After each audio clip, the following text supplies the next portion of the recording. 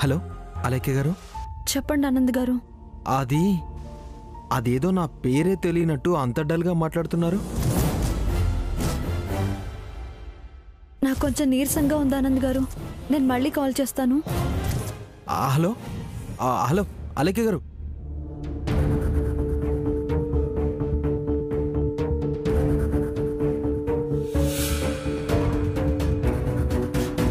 ప్రపంచంలో వాళ్ళు మాత్రమే తెలుసన్నట్టు పదే పదే వాళ్ళకి ఫోన్ చేస్తావేంటి చిన్న బావా? ఆనంద్, ఏమైంది? అదేం కాదమ్మా, సడన్ గా ఫోన్ కట్ అయింది అంతే. అలాగా? అలా కాదత్తయ్య, ఇక్కడ మనం అంతా ఉన్నాం కదా.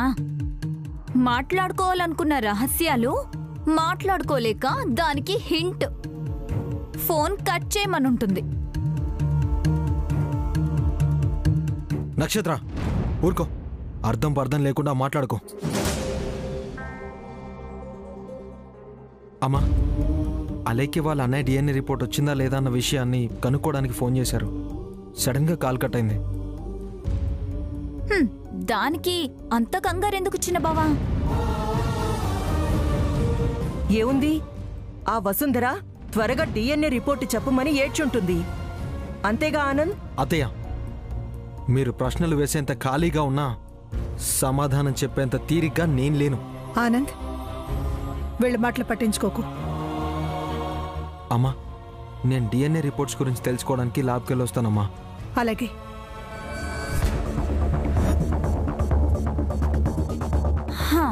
ఈ ఇంట్లో ఉండే వాళ్ళందరూ ఏదో కారణం చెప్పి వెళ్తారు, కానీ అసలు కారణం మాత్రం ఎవ్వరూ చెప్పరు బేబీ. ఇంతకీ పెద్దబావ ఎక్కడున్నాడో ఏంటో.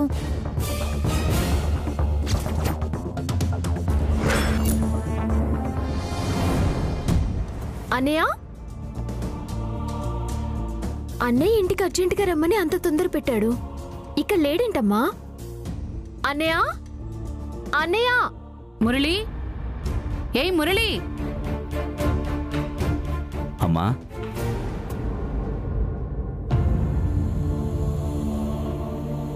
ఏంట్రా మురళి, ఎక్కడికెళ్ళావురా? నీకోసం అక్కడి నుంచి హడావుడిగా వచ్చేసాం. నా సర్టిఫికేట్స్ ఈమెయిల్లో ఏమైనా ఉన్నాయేమోనని చెక్ చేయడానికి నెట్ సెంటర్కి వెళ్ళానమ్మా. చెక్ చేయాలనుకుంటే నీ మొబైల్లో చెక్ చేయొచ్చు కదన్నయ్య. అవును కదా, మర్చిపోయాను. పాపం, మేమంత సడన్ గా వచ్చేసరికి సుచిత్రదేవి గారు ఎంత ఫీల్ అయ్యారో ఏంటో. అయినా మధురా, నాతో ఒక్క మాట అయినా చెప్పకుండా అలా ఎందుకు వాళ్ళ ఇంటికి వెళ్ళినట్టు? మేము కావాలని వెళ్ళలేదురా.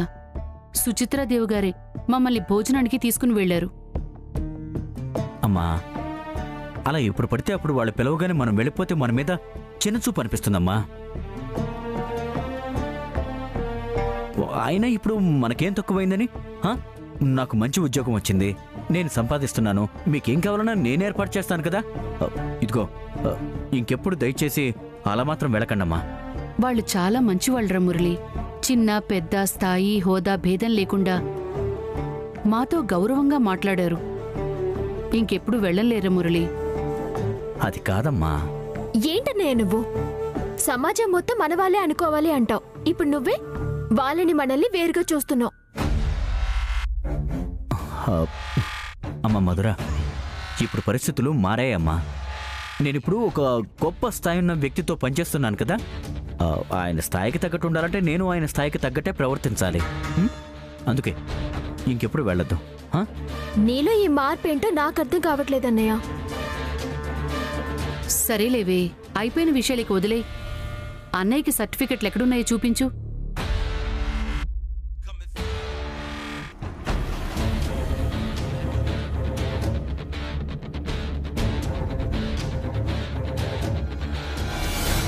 అన్నయ్య, ఇవే కదా?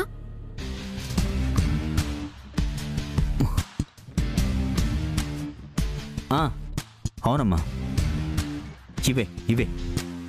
నీకెలాగో ఉద్యోగం వచ్చేసింది కదన్నయ్య, ఈ సర్టిఫికెట్స్ ఎందుకు?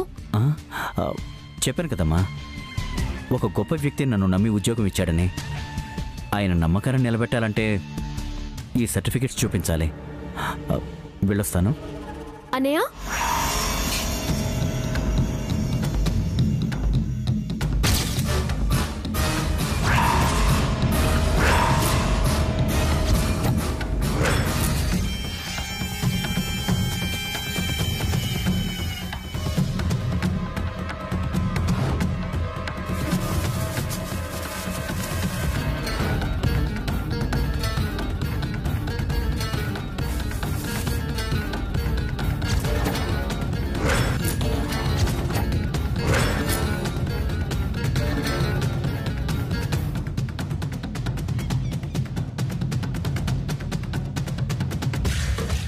ఏంటన్నయ్య ఇది?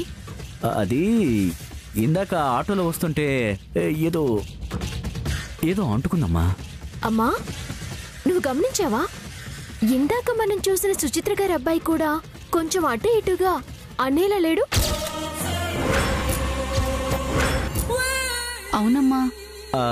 అంటే ఆ టైంలో నేను మీకు ఫోన్ చేశాను కదా, అందుకే అతన్ని చూసి నన్ను అనుకుని భ్రమపడి ఉంటారు.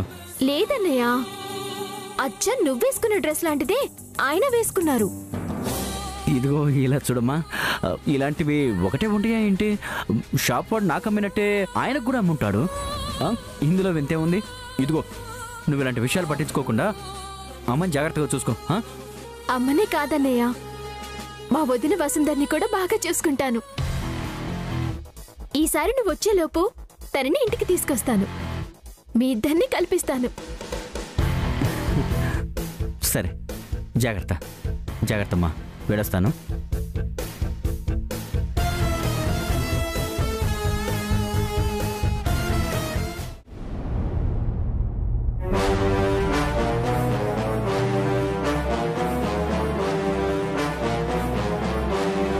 తప్పట్లేదు వంశీ సార్, ఇలా చేయటం తప్పు కాదనిపిస్తోంది. మీ స్థానంలో నేను అక్కడికి వెళ్ళాక బయట నన్ను ఎంత సంతోషంగా చూసుకుంటున్నారో, ఎంత బాగా నన్ను అభిమానిస్తున్నారో, లోపల అంతకంటే ఎక్కువగా అనుమానిస్తున్నారు సార్.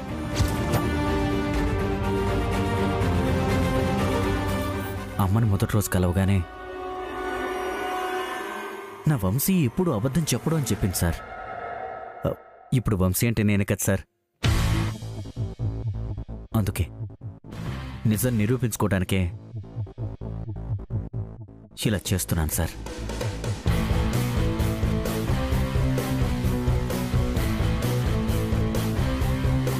ఇదంతా నేను చేసేది మీలాగే వసుంధర కోసం. నాకు ఒక విషయంలో చాలా గర్వంగా ఉంది సార్.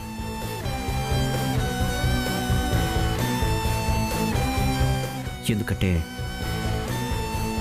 నేనెవరితో మాట్లాడినా వాళ్ళు నొచ్చుకునేలా మాట్లాడేవాడిని. కొంతమంది నన్ను కొట్టేవాళ్ళు కూడా.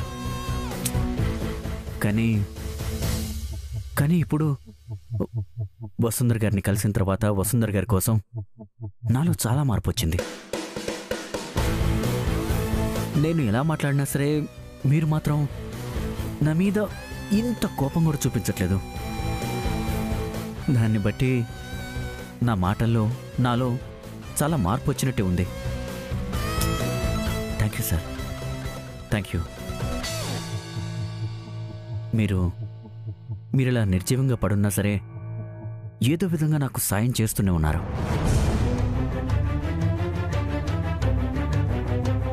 ఈ రుణం ఉంచుకోనండి, త్వరలోనే తీర్చేసుకుంటాను. Thank you.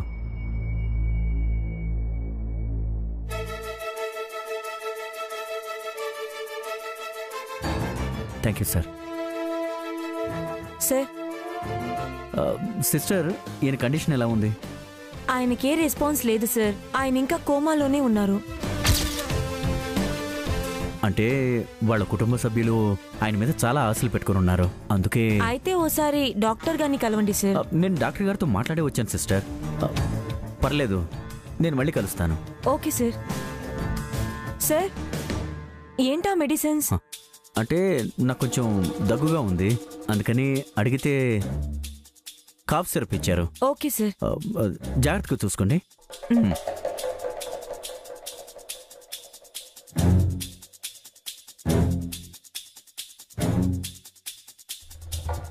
ఇక నన్ను ఎవరూ అనుమానించరు సార్. ఈ నిజంతో నేను మీ ఇంట్లో శాశ్వతంగా వంశీగా ఉండిపోవాలి. వస్తాను సార్. వసుని త్వరలోనే మీ ఇంటికి తీసుకొస్తాను.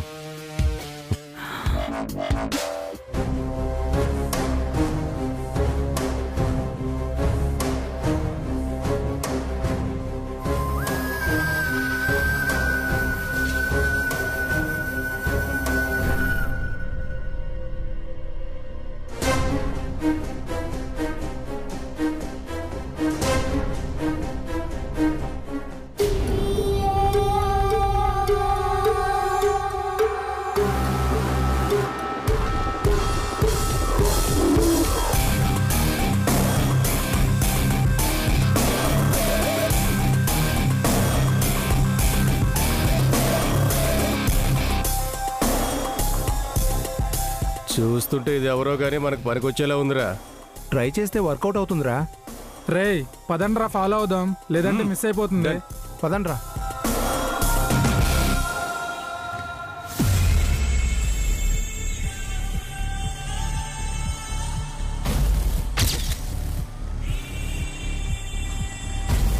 నేను పడుతున్న భయం నిజం అవ్వకూడదు. ఆ దుర్మార్గుడి రూపం అలేఖ్య కడుపులో పెరగకూడదు. ఎలాగైనా ఈ ఆపద నుంచి అలేఖ్యను రక్షించాలి. ఏంటి పాప, ఎవరినైనా మేనేజ్ చేసేటట్టుందిరా. రే ముందు నిన్నే రమ్మని. చంపేస్తాను. ఏంటమ్మా నీ గురించి మాకు తెలియదు అనుకుంటున్నావా? చూస్తే కాళ్ళకు మెట్టులు లేవు, మెళ్ళ పుస్తలు లేవు. తప్పుడు పని ఏదో చేసి కన్ఫర్మేషన్ కోసం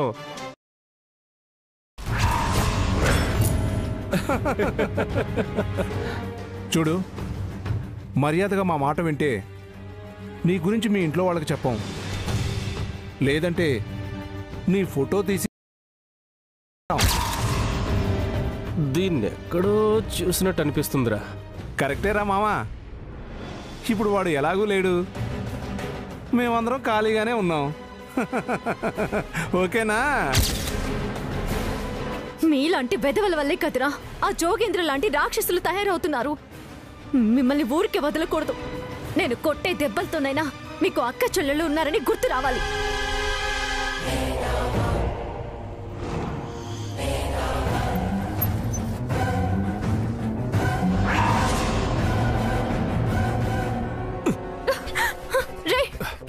ఏటే మా మీదకే రాయి విసురుతావా? ఇవాళ నేను వదిలిపెట్టాం. రే కవర్ ఇవ్వండి, లేదంటే మిమ్మల్ని చంపేస్తాను. కవర్ ఇవ్వండి. ఇదిగో తీసుకో తీసుకో తీసుకో తీసుకో తీసుకో. కవర్ ఇవ్వరా? ఇదిగో తీసుకో తీసుకో. ఇక్కడ ఉంది, తీసుకో. ఇదిగో ఇదిగో.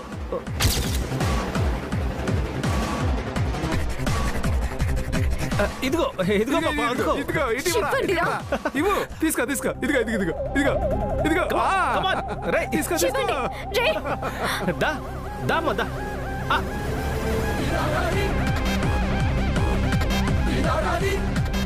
కమాన్ మర్యాదగా కవర్ ఇవ్వండి. తీసుకో. ఇవ్వండి. మీకే చెప్పేది. తీసుకో కమాన్. అరే ఇవ్వండి. ఇదిగో ఇదిగో తీసుకో. వసు వసు నీకేం కాలేదుగా? వచ్చాడ్రా హీరో. ఈ హీరోయిన్ పేరు వసుంధర అంటరా. రేయ్ ఒక్కడు పక్కకి జరగకుండా అలాగే ఉండండి. ఓకేనా? మనతో సెల్ఫీ తీసుకుంటాడంట్రా. Selfie selfie selfie.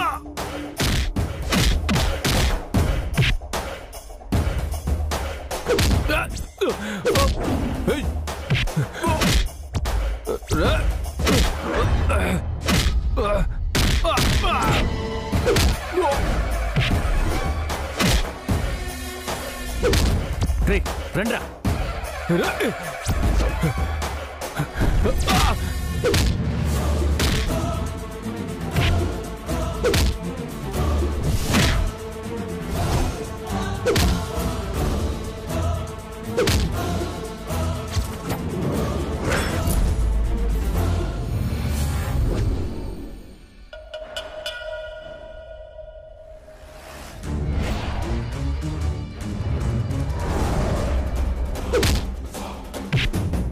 రేయ్ మళ్ళీ కనపడితే ఈసారి కారు మీ మీదకి ఎక్కిస్తాను. Mind it.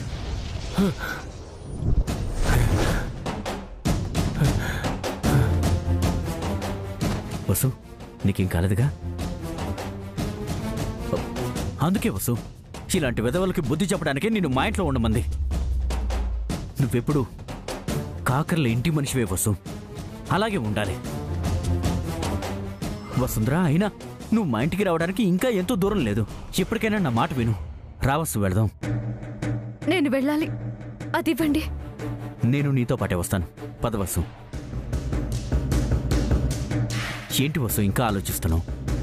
ఆలోచించద్దు. కూర్చో.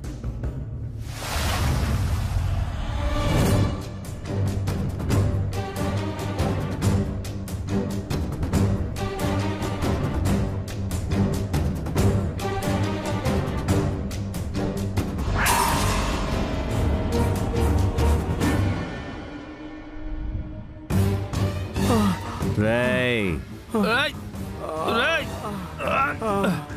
ఆగరా.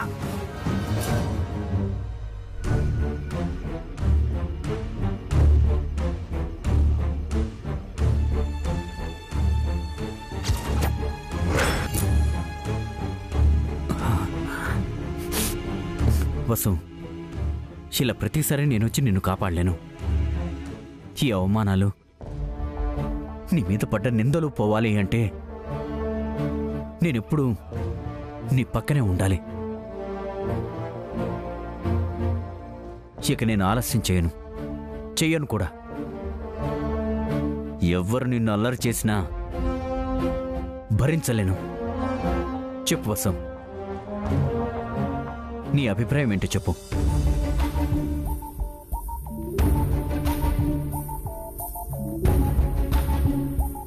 నేనింత మాట్లాడుతున్నా ఒక్క మాట కూడా జవాబు చెప్పవేంటి? అంటే నా మీద నీకు ఇంకా అనుమానం పోలేదన్నమాట. అంతేనా వసు? పోలేదా? కనీసం దీనికైనా సమాధానం చెప్పు వసు.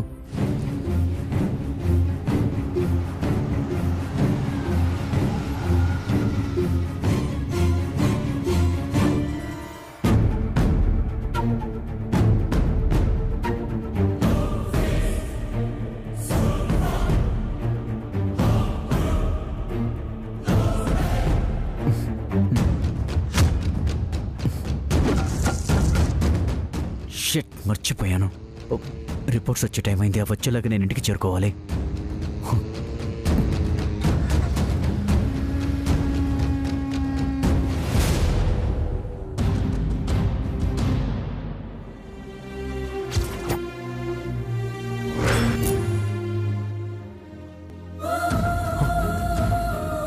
అలైకే గారు, ఏమైంది మీకు?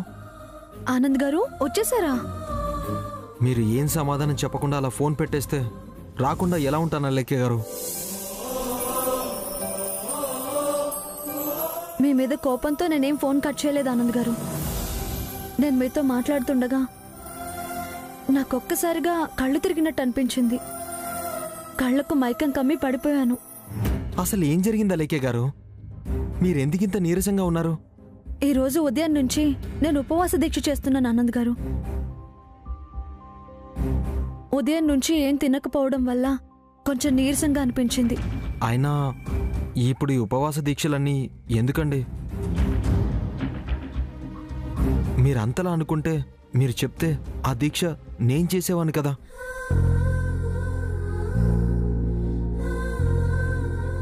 ఆనంద్ గారు, ఈ దీక్ష ఎందుకు చేస్తున్నానో మీకు తెలుసా? ఎందుకండి? మన పెళ్లికి ఏ ఆటంకం రాకుండా జరగాలని.